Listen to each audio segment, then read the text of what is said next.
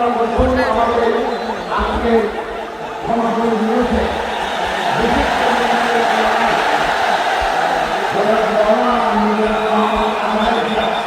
আজকে আপনারা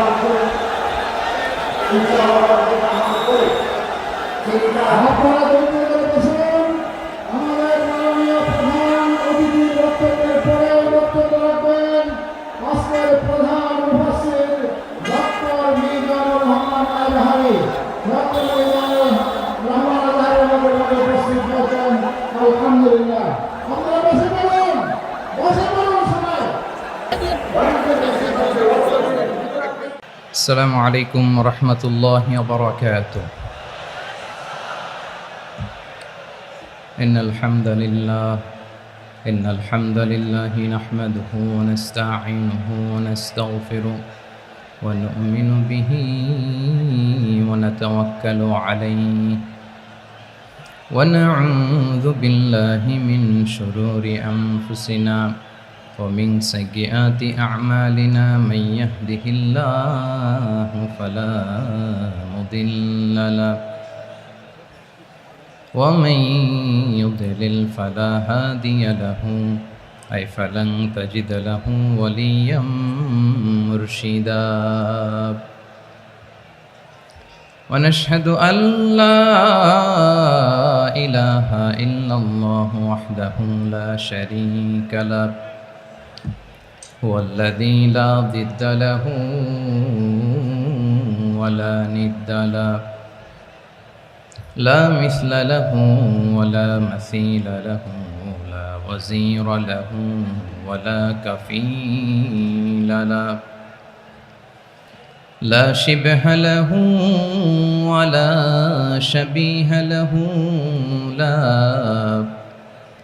ولد له ولا والد له وهو الواحد الفرد الصمد لم يلد ولم يولد ولم يكن له كفوا أحد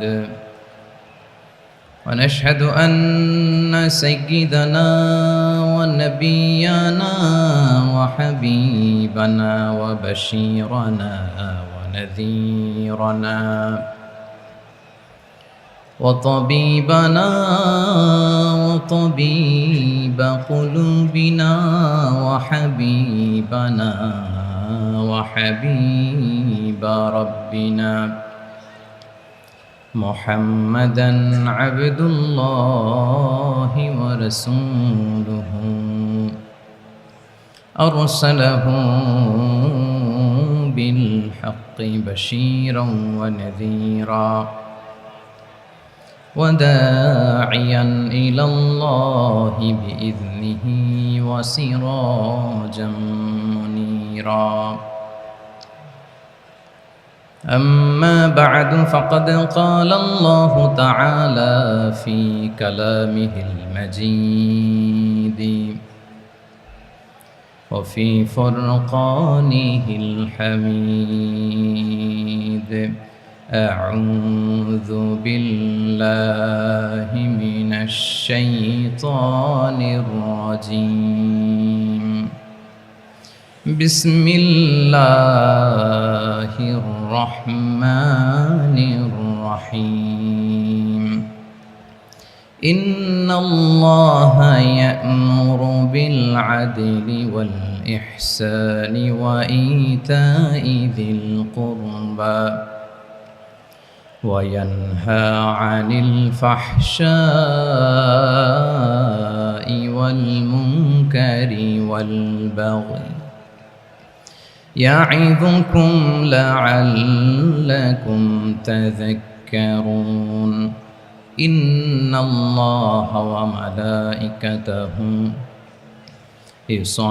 يصلون على النبي يا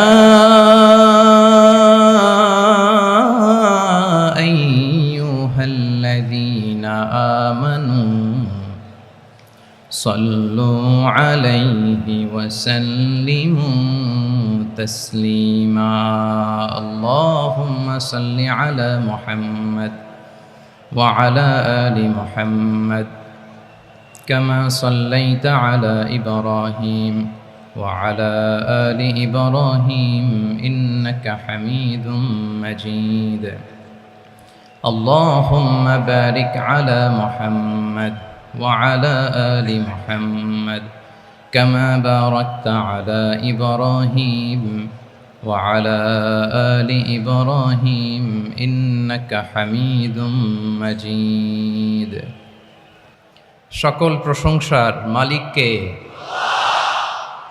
সকল ক্ষমতার উৎসকে, কেউ যেটা পারে না পারে কে, কেউ যেটা দেখে না দেখে কে, কেউ যেটা শোনে না শোনে কে, সে আল্লাহ তাআলার দরবারে আমরা শুকরগুজার হচ্ছি। সবাই পড়ে নিচ্ছি কালিমাতুশ শুকর, আলহামদুলিল্লাহ।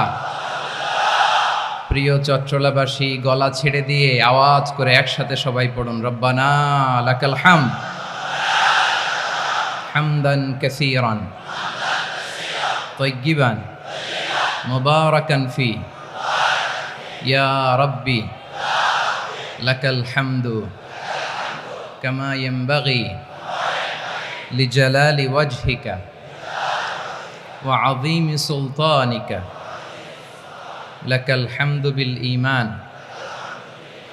লাকাল হামদু বিল ইসলাম লাকাল হামদু বিল কুরআন। আল্লাহ রাব্বুল ইজ্জা ওয়াল জালালের দরবারে শুকরিয়া জ্ঞাপনের পাশাপাশি আমি আজকের এই ঐতিহাসিক চট্টগ্রামের প্যারেড ময়দানে আয়োজিত 5 দিনব্যাপী তাফসিরুল কোরআন মাহফিলের যারা সম্মানিত আয়োজকবৃন্দ, ইসলামী সমাজ কল্যাণ পরিষদ চট্টগ্রামকে অন্তরের অন্তঃস্থল থেকে ধন্যবাদ এবং মোবারকবাদ জানাতে চাই, যারা দীর্ঘ কয়েক মাস ব্যাপী অনেক কষ্ট করে, অনেক ডিজাইন করে, অনেক প্ল্যান প্রোগ্রাম করে এরকম চমৎকার একটি কোরআনের বাগানকে সাজিয়েছে।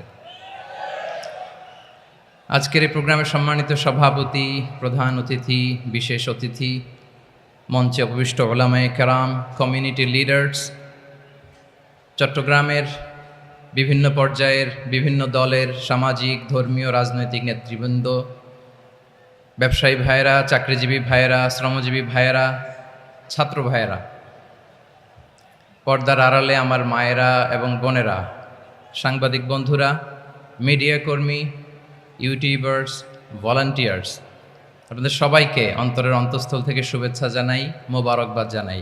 আপনারা সবাই কেমন আছেন? সবাই ভালো আছেন? সুস্থ আছেন? দোয়া করি আল্লাহ তাআলা আপনাদের সবাইকে ভালো রাখুন, সুস্থ রাখুন, নিরাপদে রাখুন। আমরা সবাই পড়ি আমিন। সম্মানিত সুধী, হযরতুল আল্লাম শহীদ মরহুম আল্লামা দেলওয়ার হোসেন সাঈদী রাহিমাহুল্লাহ, ওনার স্মৃতি বিজড়িত আজকের এই ঐতিহাসিক প্যারেড ময়দানের তাফসিরুল কোরআনের প্রোগ্রামে সব আছে। স্টেজ আছে,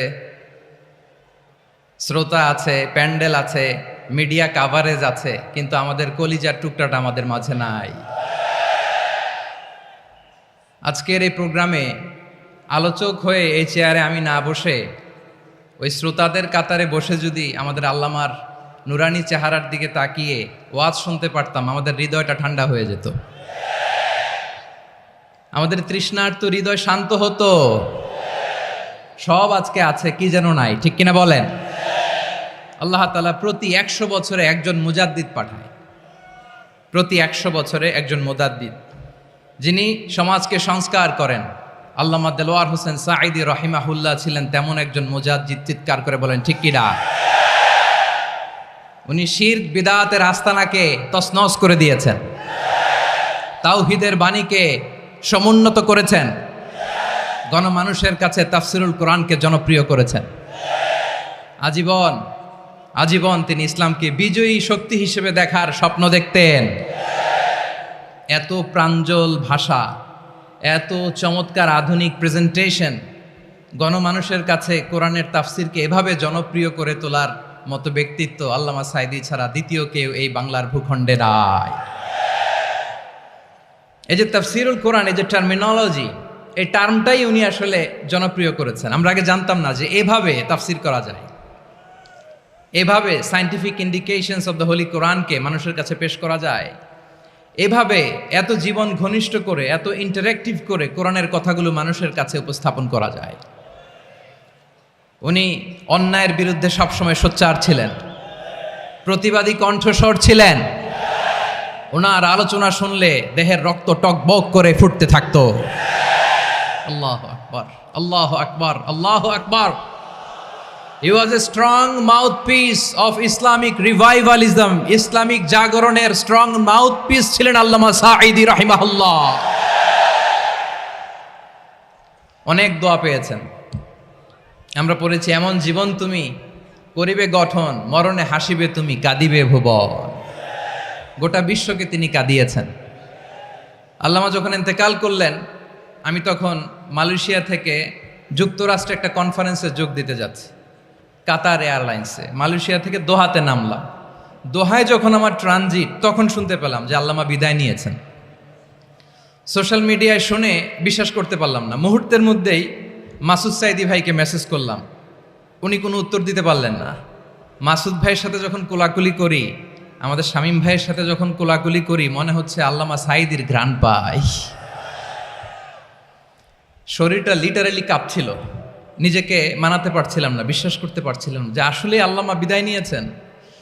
ইন দ্য মিন টাইম আমার সেকেন্ড ফ্লাইট দোহা টু নিউ ইয়র্ক, 12 ঘন্টার ফ্লাইটে উঠলাম। ইন্টারনেট থেকে বিচ্ছিন্ন হলাম। নামার পরে শুনলাম আল্লাহু আকবার, যেখানে ওনাকে কবরস্থ করার কথা ছিল সেখানেও কবর দিতে দেয়া হয় নাই। ছবিগুলো দেখতে লাগলাম, হাসিমাখা মুখ, হাসিমাখা নিথর দেহটা, মরণে হাসিবে তুমি, কাঁদিবে ভুবন। From east to west, from north to south, the entire globe, গোটা বিশ্ব ওনার জন্য কেঁদেছে, গোটা বিশ্ব কেঁদেছে। কাবার গিলাফ ধরে ধরে মানুষ চিৎকার করেছে। এর চেয়ে শ্রেষ্ঠ মৃত্যুকার হতে পারে? আমাদের আল্লামার আর কি পাওয়ার ছিল বলেন? আর কি পাওয়ার ছিল? কুল্লু নাফসিন যায়িকাতুল মাউত, যারাই দুনিয়াতে আসবে তারা ইন্তেকাল করবে, এটা আমরা মেনে নেই, এটা আমরা জানি। কিন্তু অবাক করা বিষয় হচ্ছে, আমরা আজও জানি না আমাদের আল্লামার মৃত্যু কি স্বাভাবিক হয়েছে নাকি এটা পরিকল্পিত মেডিকেল কিলিং ছিল। এটা যে পরিকল্পিত মেডিকেল কিলিং ছিল, এটা ধারণা করার পেছনে অনেক কারণ আছে। তিনি আধিপত্যবাদের বিরুদ্ধে সোচ্চার ছিলেন, ফ্যাসিবাদের বিরুদ্ধে সোচ্চার ছিলেন, রাজনৈতিক প্রতিহিংসার শিকার ছিলেন। এজন্য এটা মেডিকেল কিলিং হতে পারে এ ধারণা আমরা করতেই পারি। আওয়াজ করে বলেন ঠিক কিনা? যেই সময়টা আমরা কাটাচ্ছি, এত সুন্দর সময় বাংলাদেশ আর পাবে না। আমাদের জন্মের পর থেকে এরকম চমৎকার সময় আমরা পাই নাই। এটাই আসল সময়। আমরা ইন্টারিম গভর্নমেন্টের কাছে দাবি জানাই, উচ্চতর তদন্ত কমিটি করে এটা কি হত্যাকাণ্ড ছিল নাকি স্বাভাবিক মৃত্যু ছিল, এই রিপোর্ট গণমানুষের কাছে প্রচার করে জানাতে হবে। এই দাবির সাথে কি সবাই আপনারা একমত? কারা কারা একমত হাত তুলে দেখান।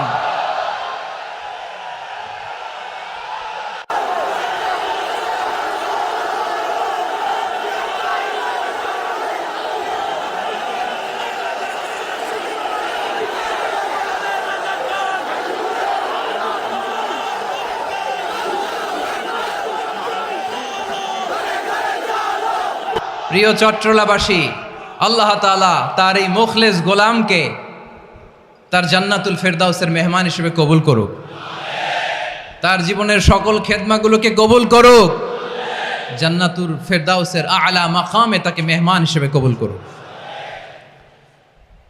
আল্লামা শহীদ দেলোয়ার হোসেন সাঈদী রাহিমাহুল্লাহ, উনি ছাড়াও এই ঐতিহাসিক ময়দানে কথা বলেছেন আল্লামা লুৎফুর রহমান রাহিমাহুল্লাহ।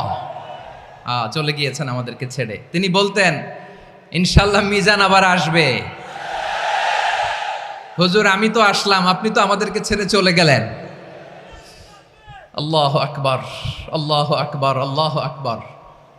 গলায় কোনো সুর ছিল না, সুর দিয়ে কথা বলতেন না, কিন্তু এত চমৎকার শব্দের বুনন, এত চমৎকার প্রেজেন্টেশন, এত চমৎকার ভাবে ঐতিহাসিক বর্ণনাগুলো তিনি উপস্থাপন করতেন। মন্ত্রমুগ্ধ হয়ে আমরা আল্লামা লুৎফুর রহমানের কথা শুনেছি।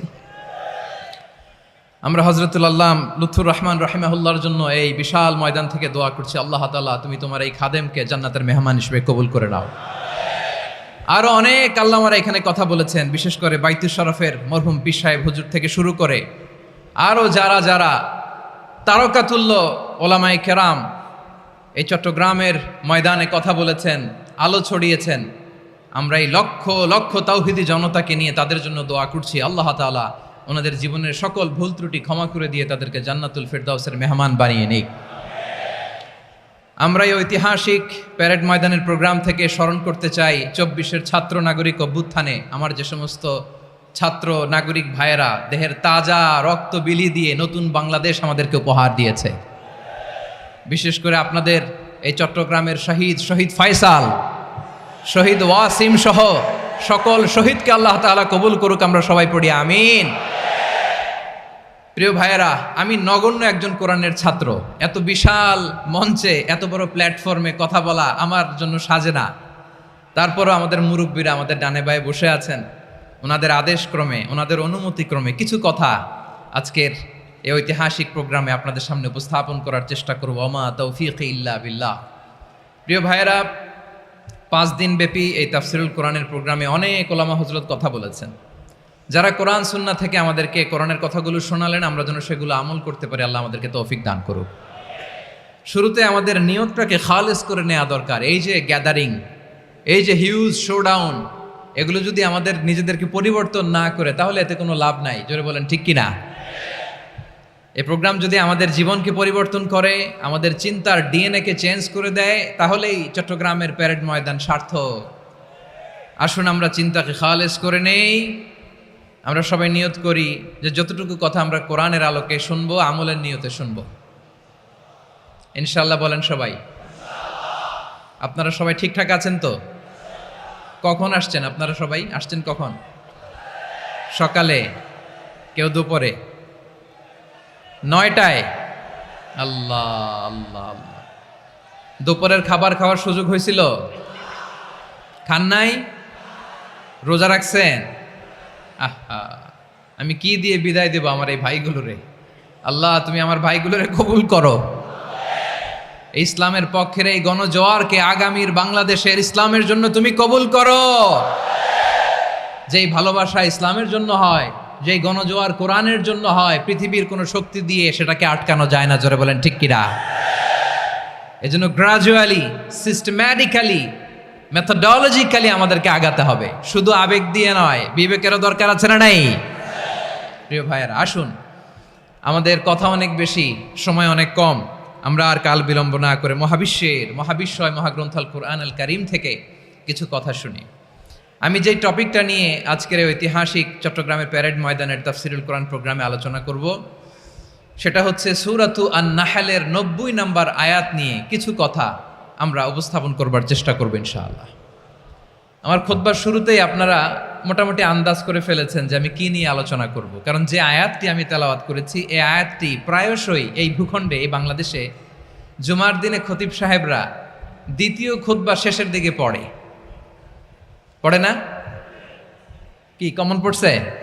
ইন্নাল্লাহা ইয়া'মুরু বিল আদলি ওয়াল ইহসান ওয়া ইতা'i যিল কুরবা ওয়া ইয়ানহা আনিল ফাহশাই ওয়াল মুনকারি ওয়াল বাগি ইয়া'iদুকুম লাআল্লাকুম তাযাক্কারুন। মুখস্থ আছে না সবার?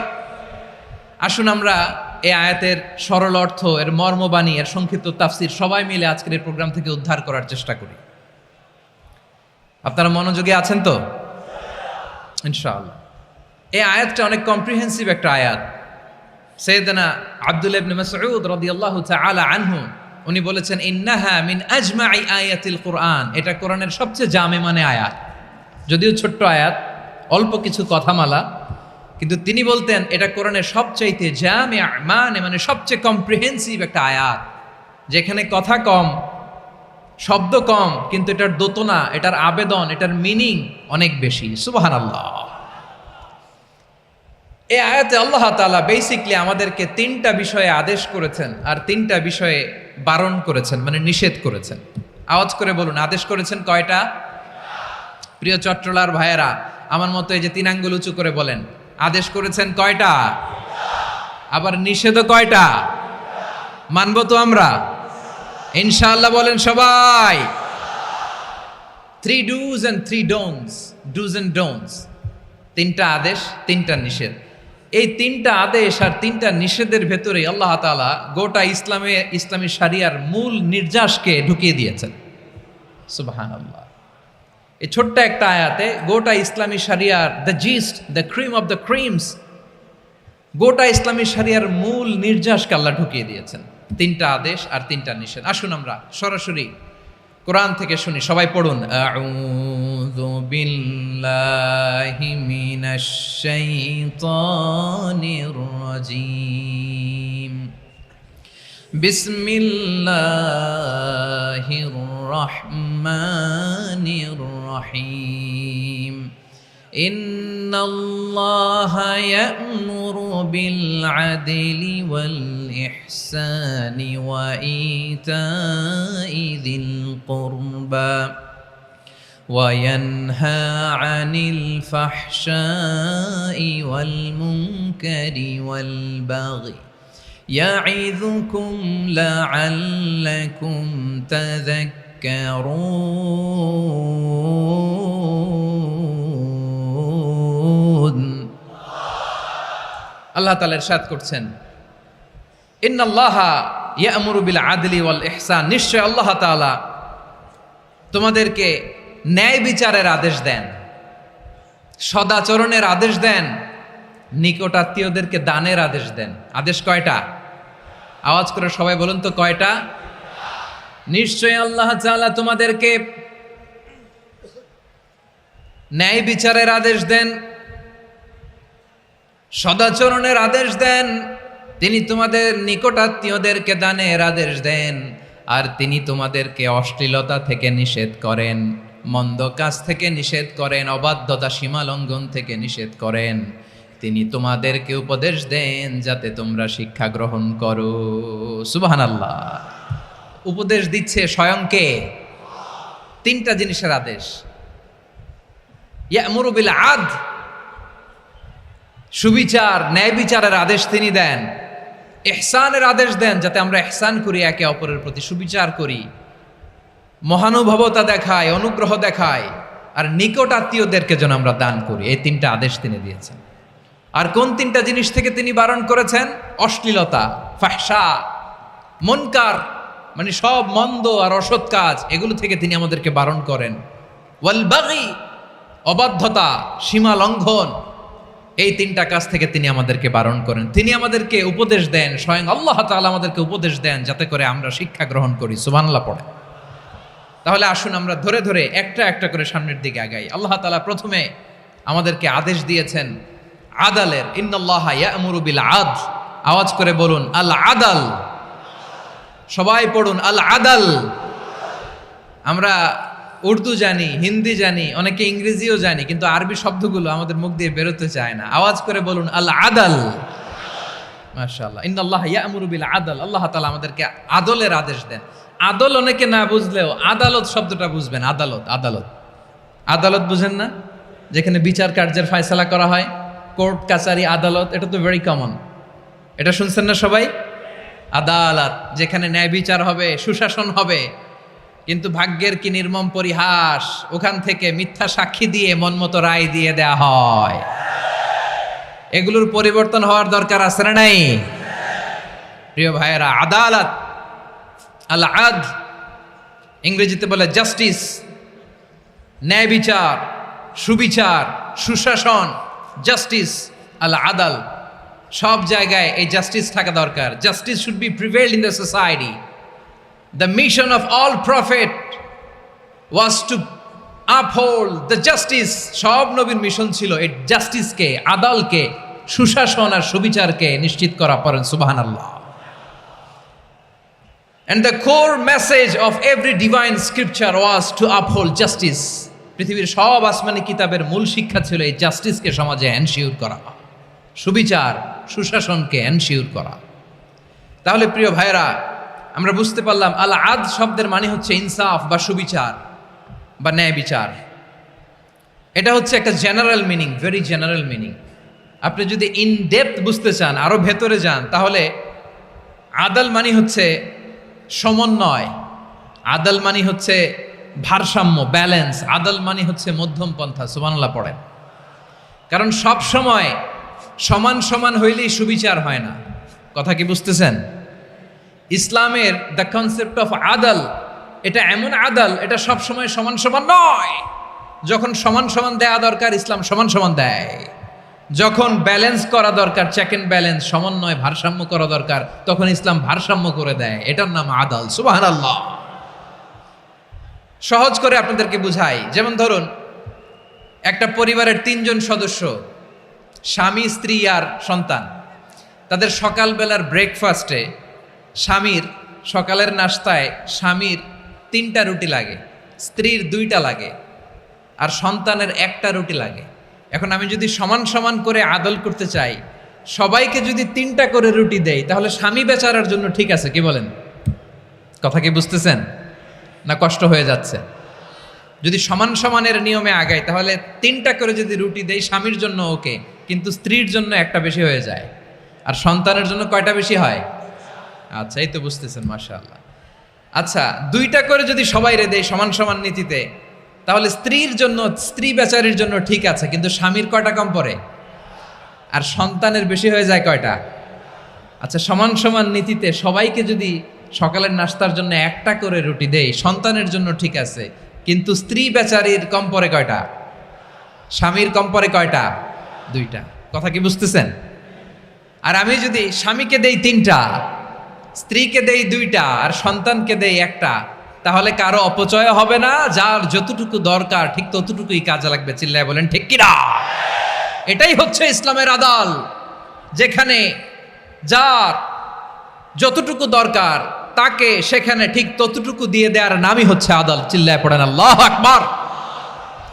রব্বুল আলামিন বলেন, ইউসিকুমুল্লাহু ফি আওলাদিকুম লিযযাকারি মিসলু হাযযিল উনসায়াইন। আল্লাহ তোমাদেরকে ওসিয়ত করেন, তোমাদেরকে আদেশ দেন, উত্তরাধিকার সম্পদ যখন বন্টন হবে, ছেলেরা যতটুকু পাবে, মেয়ে পাবে তার অর্ধেক। সুবহানাল্লাহ বলেন। দেখেন, ছেলে যদ্দূর, মেয়ে অর্ধেক, ছেলে ডবল পাবে। আপাত দৃষ্টিতে মনে হয় এখানে অবিচার হয়েছে, কিন্তু আসলে কি অবিচার হয়েছে? আপনি বিয়ের ক্ষেত্রে যান, ওইখানে আবার ছেলে মোহরানা দেয়, মেয়ে সেখানে মোহরানা পায়। তাহলে চেক এন্ড ব্যালেন্স, ভারসাম্য, ব্যালেন্স, মধ্যম পন্থা এখানে আছে না নাই?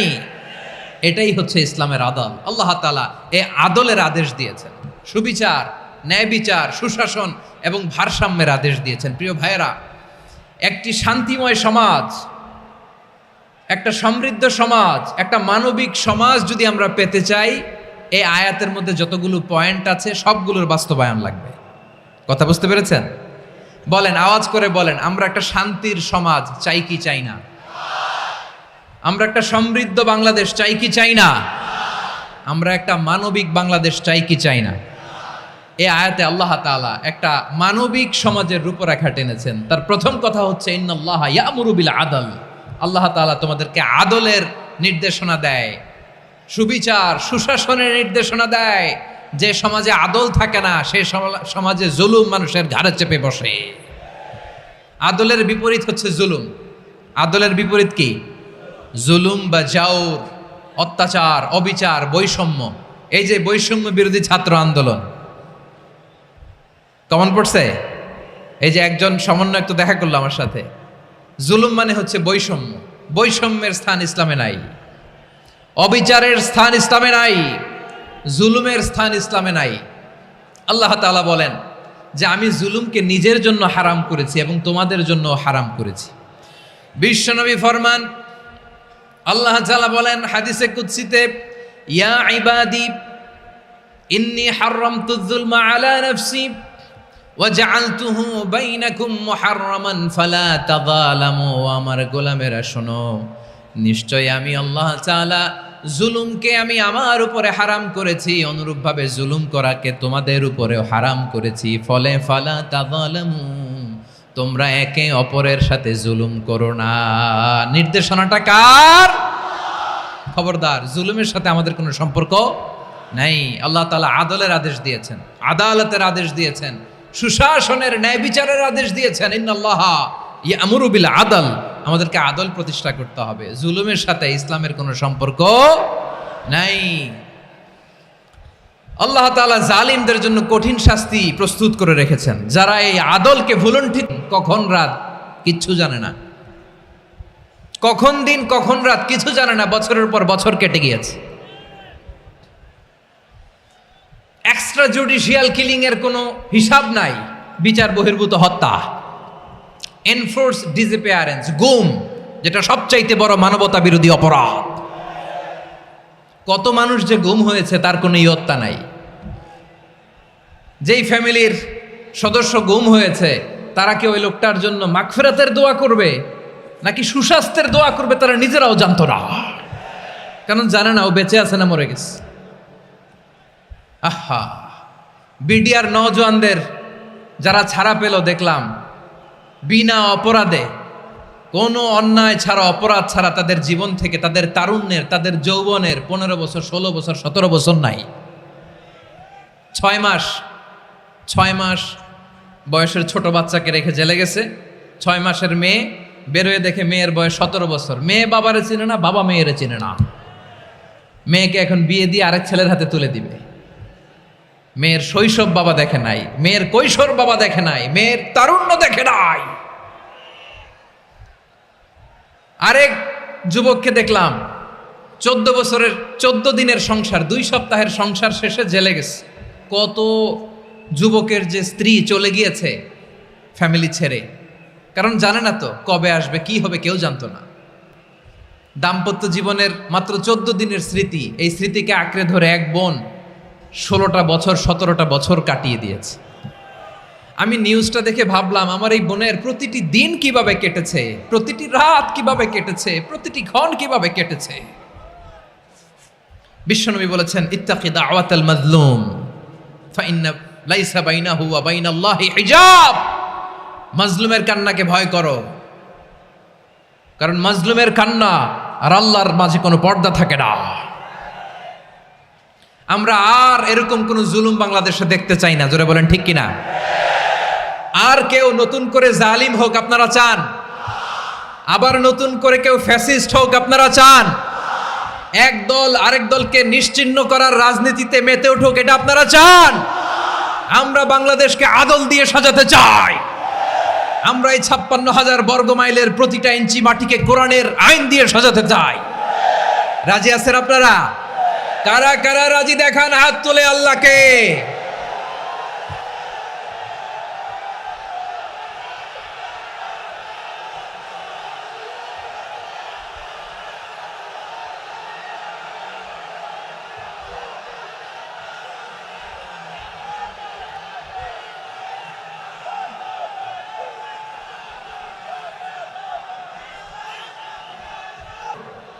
আমার প্রিয় বীর চট্টলার তৌহিদি মুসলমান, আমরা আর নতুন করে কেউ জালিম হোক এটা চাই না, নতুন করে আবার কেউ ফ্যাসিস্ট হোক আমরা চাই না, এক দল আরেক দলকে নিশ্চিহ্ন করার রাজনীতি করুক আমরা চাই না। আমরা সুশাসনের বাংলাদেশ চাই, আমরা মানবিক বাংলাদেশ চাই, আমরা একটা সমৃদ্ধ বাংলাদেশ চাই, আমরা বিশ্বের বুকে সম্মান নিয়ে মাথা উঁচু করে দাঁড়াতে চাই, ঠিক কিনা বলেন? আল্লাহ বললেন, এটা যদি তোমরা চাও, একটা সমৃদ্ধ সমাজ যদি বিনির্মাণ করতে চাও, মানবিক সমাজ যদি বিনির্মাণ করতে চাও, আমি তোমাদেরকে সেজন্য প্রথমে আদালতের নির্দেশ দিলাম। ইন্নাল্লাহা ইয়া'মুরু বিল আদল, নিশ্চয় আল্লাহ তাআলা তোমাদেরকে ন্যায় বিচার, সুশাসন এটার আদেশ দেন। সুবহানাল্লাহ। আদাল, ন্যায় বিচারের আদেশ আল্লাহ তাআলা কোরআনের বিভিন্ন আয়াতে দিয়েছেন। আল্লাহ তাআলা বলছেন, ইন্নাল্লাহা ইয়া'মুরুকুম আন তুআদ্দুল আমানাতি ইলা আহলিহা ওয়া ইযা হাকামতুম বাইনান নাসি আন তাহকুমু বিল আদল ইন্নাল্লাহা নি'ম্মা ইয়া'iযুকুম বিহি ইন্নাল্লাহা কানা সামিআন বাসীরা। আল্লাহ তাআলা বললেন, আল্লাহ আদেশ দিচ্ছেন যে ব্যক্তি আমানতের হকদার তার হাতে তোমরা আমানত পৌঁছে দাও। আর যখন তোমরা বিচার কার্য করবে, বিচার ফায়সালা করবে, আদালতের সাথে করো। সুবহানাল্লাহ বলেন। ওয়াইদা হাকামতুম বাইনান নাসি আন তাহকুমু বিল আদল, আদালতের সাথে করবা। আল্লাহ তাআলা বলেন যারা জাজ হবে, বিচারক হবে, তাদের যদি বাদী বিবাদীর কারো সাথে শত্রুতা থাকে, কারো সাথে যদি কোনো ধরনের রেষারেষি থাকে, আল্লাহ বলেন বিচার কার্য করতে যে ওই শত্রুতা রেষারেষির কারণে আদালতের বাইরে যে অবিচার করে বিচার করো না। ওয়ালা ইয়াজরিমান্নাকুম শানাআনু কওমিন আলা আল্লা তা'দিলু ই'দিলু হুয়া আকরাবু লিত্তাকওয়া ওয়াত্তাকুল্লাহা ইন্নাল্লাহা খাবীরুম বিমা তা'মালুন। খবরদার কোন জাতির প্রতি, কোন গোষ্ঠীর প্রতি, কোন গোত্রের প্রতি আক্রোশ যেন তোমাদেরকে ন্যায় বিচার থেকে দূরে সরিয়ে না দেয়, বরং আমি আল্লাহর আদেশ হলো ই'দিলু, তোমরা আদল করো, ন্যায় বিচার করো, সুবিচার করো, সুশাসন প্রতিষ্ঠা করো। হুয়া আকরাবু লিত্তাকওয়া, এটাই তাকওয়ার সবচেয়ে কাছাকাছি। সুবহানাল্লাহ বলেন। কোরআনের বিভিন্ন আয়াতে আল্লাহ তাআলা স্পেসিফিকলি ধরে ধরে বিচার করার সময় আমরা যেন আদল করি সেটা বলেছেন। কোরআনের কোন কোন জায়গায় আল্লাহ তাআলা এই আল আদ শব্দটা ব্যবহার করেছেন। আবার একই জিনিস ইনসাফ, সুবিচার, সুশাসন, ন্যায় বিচার, ন্যায়পরায়ণতা বুঝাতে আল্লাহ তাআলা কখনো কখনো আল কিসত শব্দটা ব্যবহার করেছেন। আওয়াজ করে সবাই বলুন আল কিসত। প্রিয় ভাইয়েরা, সবাই আওয়াজ করে আমার সাথে সাথে বলুন আল কিসত। আল্লাহ তাআলা বলেন ওয়া ইন হাকামতা ফাহকুম বাইনাহুম বিল কিসতি ইন্নাল্লাহা ইউহিব্বুল মুকসিতিন। যখন তুমি বিচার করবে, বিশ্বনবীকে উদ্দেশ্য করে অ্যাড্রেস করে বললেন, নবী হে, ইহুদিরা কোনো বিষয়ে মীমাংসার জন্য যদি আপনার দরবারে আসে, যদি বিচার করতে হয়, খবরদার অবিচার করবেন না। ফয়সালা যেটা করবেন কিসতের সাথে করবেন, ন্যায় পরায়ণতার সাথে করবেন, কারণ ইন্নাল্লাহা ইউহিব্বুল মুকসিতিন, নিশ্চয় আল্লাহ রাব্বুল ইজ্জাত ন্যায় পরায়ণশীলদেরকে বড্ড ভালোবাসেন। সুবহানাল্লাহ বলেন। ন্যায় পরায়ণ লোকদেরকে আল্লাহ তাআলা বড্ড ভালোবাসেন। অন্য আয়াতে আল্লাহ তাআলা বলছেন وَنَضَعُ الْمَوَازِينَ الْقِسْطَ لِيَوْمِ الْقِيَامَةِ فَلَا تُظْلَمُ نَفْسٌ شَيْئًا। আমি কিয়ামতের দিন ন্যায়পরায়ণতার মানদণ্ড স্থাপন করব, যেটাকে আমরা মিজানের পাল্লা বলি। আল্লাহ বলেন ন্যায় বিচারের মানদণ্ড কিয়ামতের ময়দানে আমি আল্লাহ স্থাপন করব। সেদিন কারো প্রতি বিন্দু পরিমাণ, এক চুল পরিমাণ অবিচার করা হবে না, কোনো অবিচার করা হবে না। সেদিন সুশাসন হবে, সুবিচার হবে, ন্যায় পরায়ণতার সাথে বিচার হবে। আওয়াজ করে পড়েন আল্লাহু আকবার। তাহলে প্রিয় ভাইরা, যে তিনটি বিষয়ে আল্লাহ তাআলা আমাদেরকে আদেশ দিয়েছেন, তার প্রথমটা হচ্ছে আদালত, ইনসাফ, সুবিচার, ন্যায় বিচার। এটা আমরা চাই কি চাই না? বিশ্বনবী ন্যায় বিচার, ন্যায় পরায়ণতা, সুশাসন প্রতিষ্ঠিত করেন কি করেন নাই? আপনারা বিশ্বনবীর সিরাত যারা পড়েছেন, আপনি দেখবেন বিশ্বনবীর সিরাতের পরতে পরতে, বাঁকে বাঁকে, সিরাতের বাঁকে বাঁকে এই আদালতের নমুনা মেলে। সুবহানাল্লাহ বলেন। ছোট্ট একটা নমুনা রাসূল সাল্লাল্লাহু আলাইহি ওয়াসাল্লামের আসসিরা আল আতরা থেকে ছোট্ট একটা নমুনা আপনাদের খেদমতে এখানে উপস্থাপন করি। বিশ্বনবী সাল্লাল্লাহু আলাইহি ওয়াসাল্লাম মক্কা বিজয় করলেন ৮ম হিজরিতে। মক্কা বিজয় শেষের দিনই কয়েক সপ্তাহ মক্কাতে অবস্থান করলেন। ইন দ্য মিন টাইম মক্কার একটা ভেরি প্রেস্টিজিয়াস অ্যান্ড ডিগনিফাইড ফ্যামিলির নারী চুরিতে ধরা পড়ল। কিসে ধরা পড়ল? সবাই বলেন কিসে? আমাদের সমাজে আসেনি এটা? আছে? ছোট না বড়? হ্যাঁ, হিসাব করে শেষ করা যায় না। ৩.৫ লাখ কোটি টাকা নাই উন্নয়ন প্রকল্পের নামে। উন্নয়ন প্রকল্পের নামে ৩.৫ লাখ কোটি টাকা নাই। ৩.৫ লাখ কোটি টাকা লিখতে পারবেন আপনি? এক টানে লিখতে পারবেন? বুঝতেছেন কত বড় সংখ্যা? হ্যাঁ, বনু মাখজুমিয়া গোত্রের এক নারী মক্কায় চুরিতে ধরা পড়ল। বলেন তো চুরি করলে বিধান কি? কি কাটতে হবে? চুরির বিধান হলো হাত কেটে দাও। তাও সেটা গোপনে নয়, প্রকাশ্যে জনসম্মুখে হাত কেটে দাও। বনু মাখজুমিয়া গোত্রের নারী যখন চুরিতে ধরা পড়লো, সাহাবারা চিন্তায় পড়ে গেলেন। সবেমাত্র মক্কার লোকেরা কালিমা পড়ে মুসলমান হয়েছে, ইসলামের আইন কানুন তেমন জানে না, ইসলামী শরিয়ার সাথে বেশি পরিচিত নয়। এখন যদি বিশ্বনবী চুরির যেই বিধান এটা যদি কায়েম করে হাত যদি কেটে দেয়, না জানি মক্কার লোকেরা আবার বিগড়ে যায়, না জানি মক্কার লোকেরা আবার মুরতাদ হয়ে যায়, না জানি মক্কার লোকেরা ইসলাম থেকে দূরে সরে যায়। চলো চলো, সাহাবীরা মিলে পরামর্শ করলেন, চলো বিশ্বনবীর কাছে যে বলি, ও নবী, শুধু কেবলমাত্র একমাত্র এই নারীর জন্য চুরির হাত কাটার বিধানটা আপনি একটু থামিয়ে দেন। চুরির হাত কাটার যে বিধান এইখানে একটু রহিত করে দেন, বাকিগুলা কইরেন মদিনাতে যে চলবে, কিন্তু মক্কায় এবারের জন্য মাফ করে দেন। কিন্তু কে বলবে? এই যে পরামর্শ, সাজেশন, এটা কে দিবে বিশ্বনবীর কাছে? সাহাবারা চিন্তায় পড়ে গেলেন। আল্লাহর নবীর সামনে দাঁড়িয়ে আল্লাহর দেয়া হুদুদ, আল্লাহর দেয়া বিধান থামিয়ে দেওয়া, মাফ করে দেওয়া, এই কথা বিশ্বনবীর সামনে বলার সাহস তো কেউ রাখে না। কেউ কেউ বলল, বিশ্বনবীর পালক পুত্র যায়েদ বিন হারেসার সন্তান উসামারে বিশ্বনবী নাতির মতো আদর করে, বড্ড বেশি ভালোবাসে উসামারে। এজন্য সাহাবারা উসামাকে বলতো হিব্বু রাসূলিল্লাহ, বিশ্বনবীর ভালোবাসা। কি বলতো? সাহাবীরা বললেন, বিশ্বনবীর ভালোবাসা হিব্বু রাসূলিল্লাহ, উসামারে পাঠাও। উসামারে বিশ্বনবী নাতির মতো স্নেহ করে, মায়া করে, ভালোবাসে। আমরা পারবো না, উসামা পারবে। সবাই মিলে ফুলিয়ে ফুসিয়ে ওসামাকে, ছোট্ট ওসামাকে রাজি করালো। ওসামা, এমন এমন কথা যে তুমি বিশ্বনবীর কাছে বলতে হবে, পারবা নাকি? ওসামা বলে, পারবো। সাইয়েদনা ওসামা রাদিয়াল্লাহু তাআলা আনহু তরুণ সাহাবী বিশ্বনবীর কাছে গেলেন, যে বললেন, নবী, বনু মাখজুমিয়া গোত্রের এক নারী চুরিতে ধরা পড়েছে, এবারের জন্য কি এই মহিলাটারে মাফ করে দিলে হয় না? এবারের জন্য একটু ক্ষমা করা যায় না নবী? বিশ্বনবী বলেন, আতাশফাউ ফি হাদ্দিম মিন হুদুদিল্লাহ, তোমার এত বড় সাহস উসামা, তুমি আল্লাহর হাত, আল্লাহর দেয়া বিধান, এটার ব্যাপারে সুপারিশ করতে এসেছো?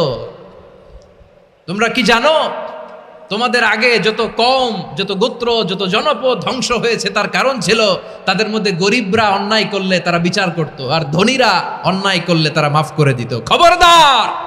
ওয়া আইমুল্লাহ লাউ আন্না ফাতিমাতা বিনতি মুহাম্মাদিন সারাকাত লাকাতা মুহাম্মাদুন ইয়াদাহা। বিশ্বনবী বললেন, ওরে ওসামা, বানু মাখজুমিয়ার ওই প্রেস্টিজিয়াস এন্ড ডিগনিফাইড ফ্যামিলির মেয়ে তো দূর কি বাত, অনেক দূরের কথা। জেনে রেখো ওসামা, আমার কলিজার টুকরা, নয়নের পুটুলি ফাতেমাও যদি মক্কার জমিনে আজকে এই চুরির দায়ে ধরা পড়তো, আমি বিশ্বনবী মুহাম্মাদুর রাসূলুল্লাহ ধরে ফাতেমার ডান হাতটা কেটে দিতে এক বিলম্ব দেরি করতাম না। ইন্নাল্লাহা ইয়া'মুরু বিল আদল, আমাদেরকে জাস্টিস শিখায়। পশ্চিমারা আমাদেরকে ইনসাফ শিখায়, আমাদেরকে সুশাসন শিখায়। আর ইনসাফ, সুশাসন, ন্যায় বিচার, সুবিচার, জাস্টিস কারে বলে বিশ্বনবীর বায়োগ্রাফি থেকে জেনে নাও। এই ছিল বিশ্বনবী ইসলামের আদালতের নমুনা। আপনি যদি সাইয়েদনা ওমর ফারুকের জীবনের দিকে তাকান, এমন কঠোর, এমন বীর সেনানী ছিলেন। সাইয়েদনা ওমর ফারুক যদি রাস্তার এই মাথা দিয়ে হাঁটা শুরু করতেন, শয়তান ওমর ফারুককে দেখলে ওই রাস্তা রেখে দিয়ে অন্য রাস্তা দিয়ে হাঁটতো। সুবহানাল্লাহ। ওমর ফারুক রাদিয়াল্লাহু তাআলা আনহু কি পার্সোনালিটি ছিল, কি পার্সোনালিটি! আমাদের এলাকায় ছোট বাচ্চারা রাতে ভাত খেতে চায় না, আমার মেয়েটাও খেতে চায় না। এই এটা দিব, ওইটা দিব, আজকে মাহফিলে আসার সময় বলে দিছে লিস্ট করে, এটা এটা আনতে হবে। তো ছোট্ট বাচ্চাদের অনেক বায়না থাকে, ওরা রাতে খেতে চায় না। তো মায়েরা বিভিন্ন ভয় দেখায়, এই বাঘ আসবে, বাঘ আসবে খাও, এই ভূত আসবে, ভূত আসবে খাও। আপনারা কি বলেন চট্টগ্রামে? কি আসবে?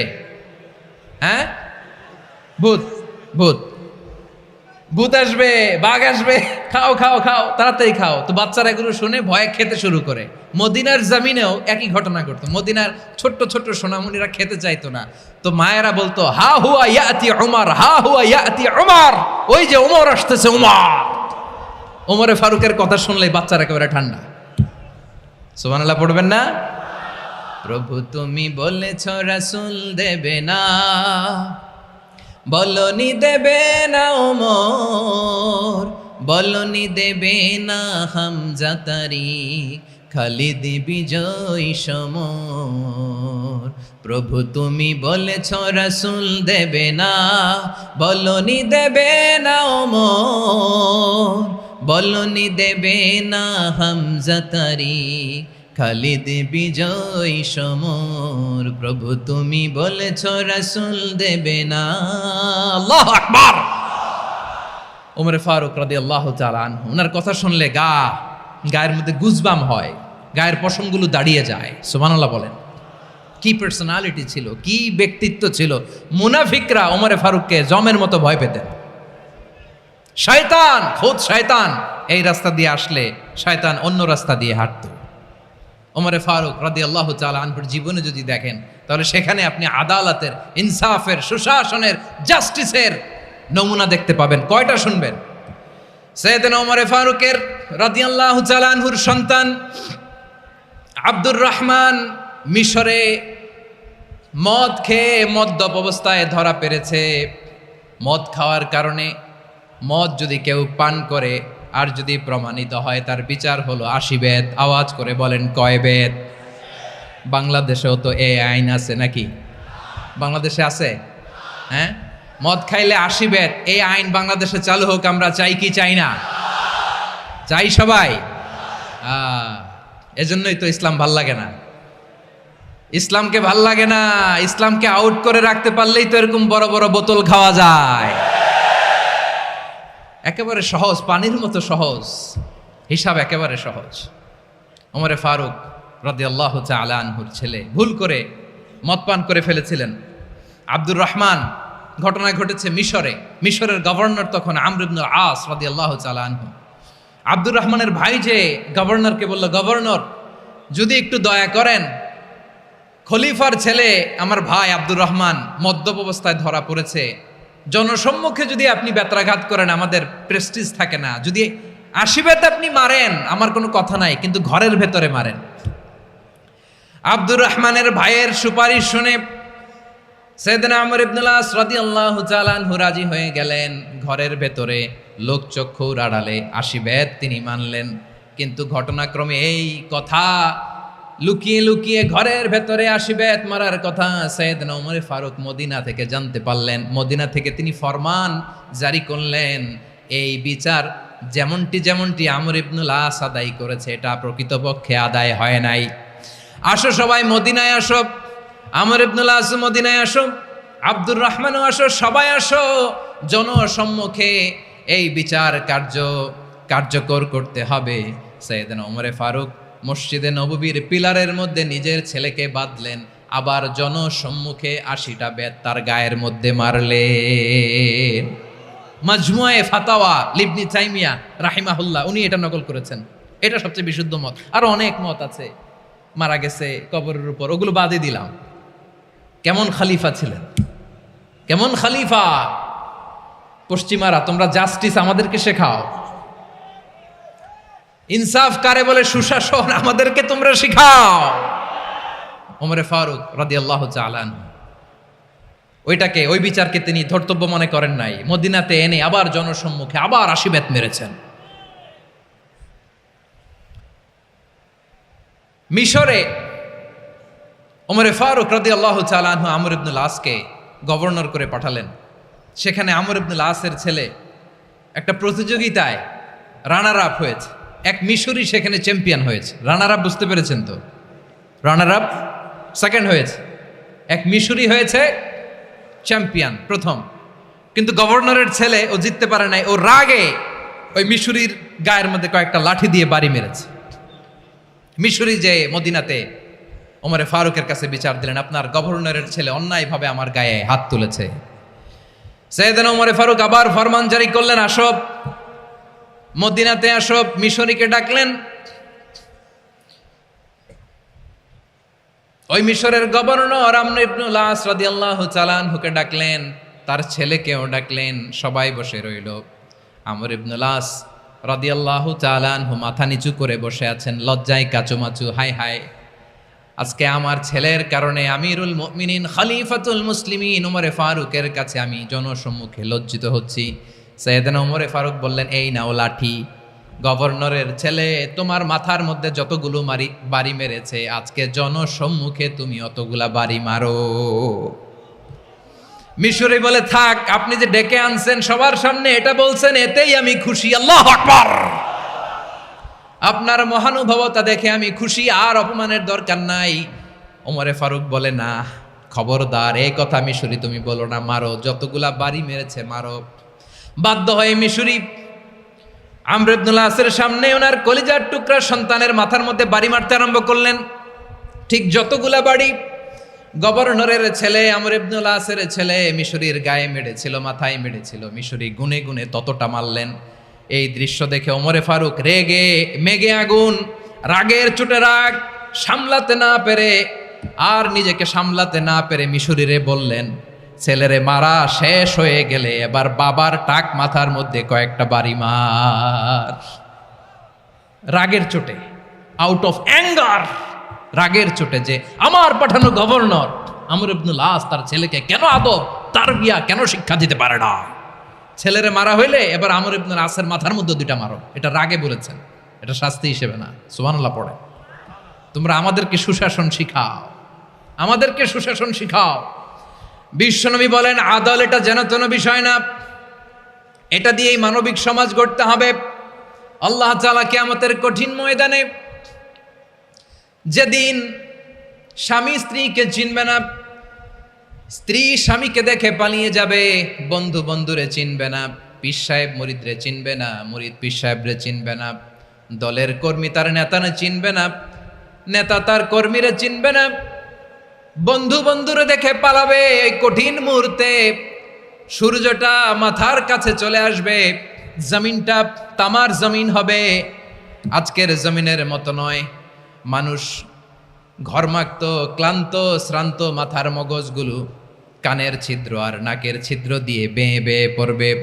বিশ্বনবী ফরমান, কিয়ামতের ওই কঠিন ময়দানে 7 শ্রেণীর ব্যক্তিকে রব্বুল আলামিন তার আরশের নিচে ছায়া দিবেন।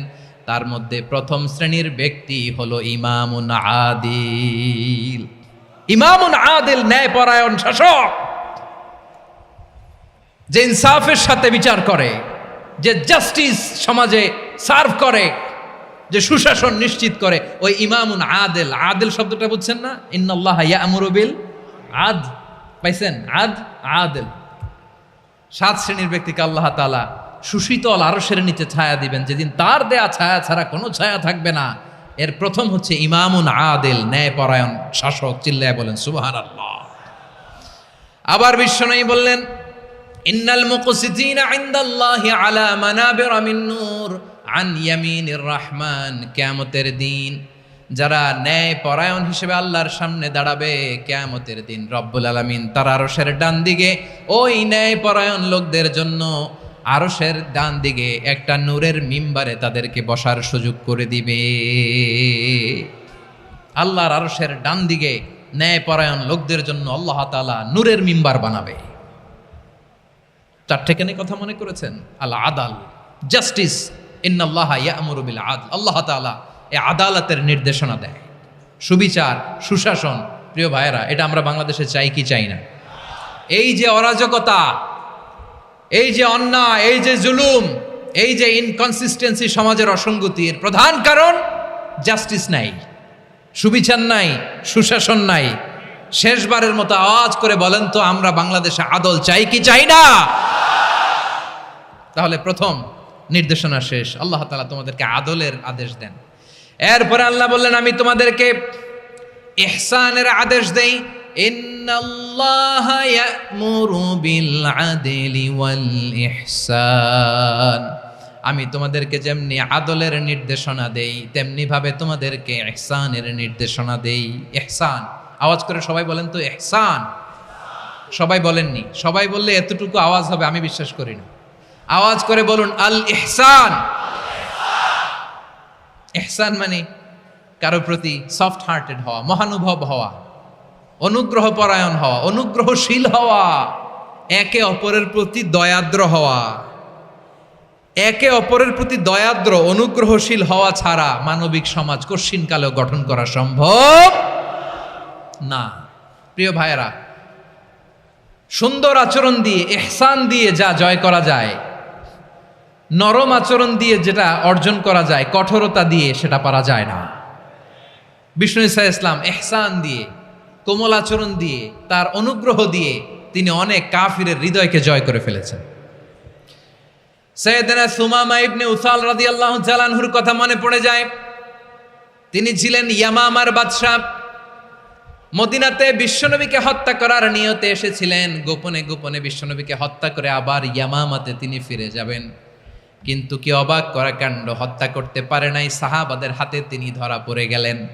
সাইয়েদনা সুমামা ইবনে উসাল রাদিয়াল্লাহু তাআলা আনহু হত্যার নিয়তে আসলেন, কিন্তু হত্যা করতে পারলেন না। সাহাবারা ওনাকে ধরে ফেললেন, ধরে মসজিদে নববীর পিলারের মধ্যে বেঁধে রাখলেন। সুমামা ইবনে উসাল, সিরাত থেকে শুনেন, সিরাত থেকে শোনাচ্ছি। রাদিয়াল্লাহু তাআলা আনহু ইয়ামামার অধিপতি ছিলেন। ইয়ামামা বিশ্বনবীকে হত্যার জন্য আসছেন, ধরা পড়ে গেছেন, এখন মসজিদে নববীতে বেঁধে রাখছে, তার মানে বন্দী। তো এখন স্ট্যাটাস কি? বন্দী, ক্যাপটিভ। তো বিষ্ণু ঈসা ইসলাম সাহাবাদেরকে বললেন, তার খোঁজ খবর নিও, সুমামা ইবনে উসালের খোঁজ খবর নিও।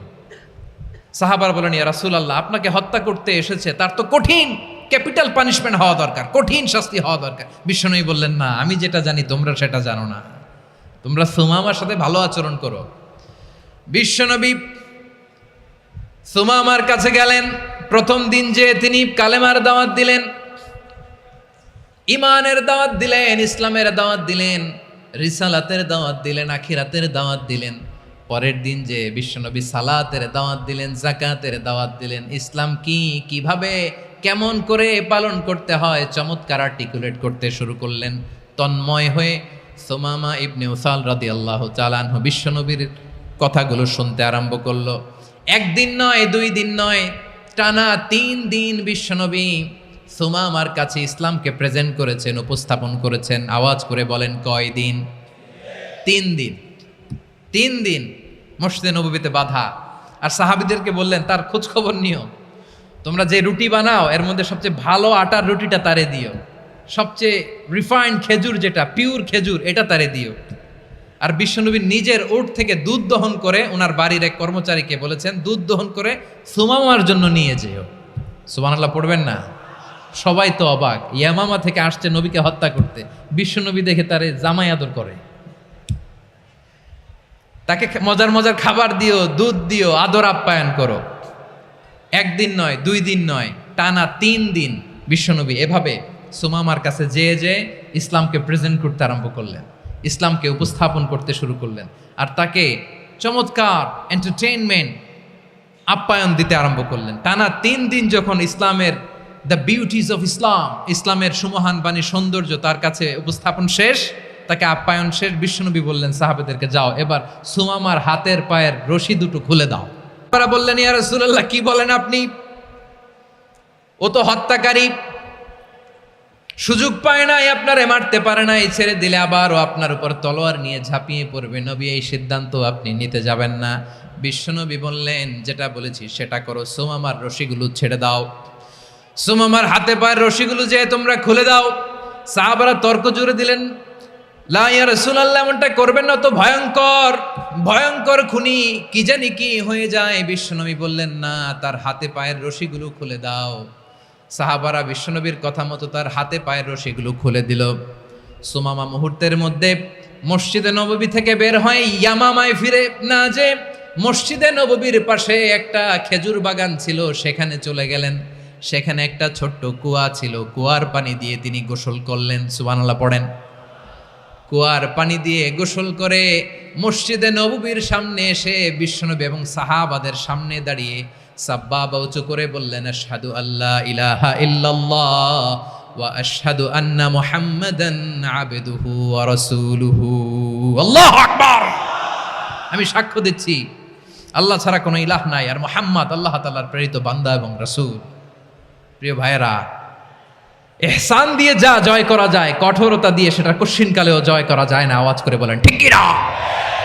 এবার সুমামা দাঁড়িয়ে বলে, ওগো নবী, আমি তো কালিমা পড়ে মুসলমান হয়ে গেলাম, এবার শোনেন, এই মুহূর্তের আগে আপনার চেহারার চাইতে নিকৃষ্ট কোনো চেহারা আমার কাছে ছিল না, কিন্তু শাহাদা পাঠ করার পরে আপনার চেহারার চাইতে উত্তম শ্রেষ্ঠ কোনো চেহারা আমার কাছে আর নাই। ও নবী, আজকের দিনের আগে ইসলাম ধর্মের চেয়ে নিকৃষ্ট অপছন্দনীয় কোনো ধর্ম আমার কাছে ছিল না, কিন্তু এই মুহূর্ত থেকে ইসলামের চেয়ে সেরা শ্রেষ্ঠ পছন্দনীয় কোনো ধর্ম আমার কাছে নাই। নবী গো, আজকের দিনের আগে মদিনার চাইতে অপছন্দনীয় নিকৃষ্ট কোনো শহর আমার কাছে ছিল না, কিন্তু এই মুহূর্তের পর থেকে মদিনার চাইতে কোনো শ্রেষ্ঠ শহর আমার জানা নাই। সে ছিল গমের বড় ডিলার, গম বেচতো। কি বেচতো? তার গম কিনে মক্কার লোকেরা রুটি খাইতো। সে ঘোষণা দিল, আজকে থেকে মক্কাবাসীদের জন্য সব গম আমি হারাম করে দিলাম, মক্কাবাসী এখন না খেয়ে মরে। সুবহানাল্লাহ পড়বেন না?